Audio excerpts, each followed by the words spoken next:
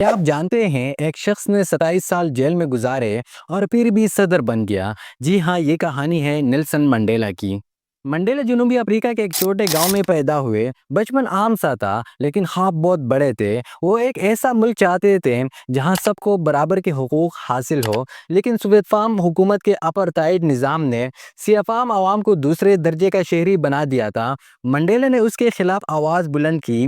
نتیجہ یہ ہوا، گرفتاریاں ہوئی، مقدمات درج ہوئے اور ایک لمبی قید بھی ہوئی۔ 18 سال روبن آئلینڈ جیل کی سختیوں کے بعد دنیا بھر کا دباؤ بڑھا اور 1990 میں منڈیلا آزاد ہوئے۔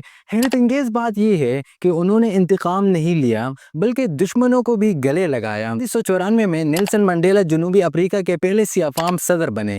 امن، مفاہمت اور انصاف کی نئی مثال قائم کی۔ منڈیلا نے ہمیں یہ سکھایا کہ اصل طاقت معافی میں ہے، انتقام میں نہیں۔ کیا آپ کو لگتا ہے کہ آج کی دنیا کو بھی ایسے ہی لیڈر کی ضرورت ہے؟ اپنی رائے کمنٹس میں بتائیں اور اس ویڈیو کو شیئر کریں تاکہ مزید لوگ منڈیلا کی جدوجہد سے سیکھ سکیں۔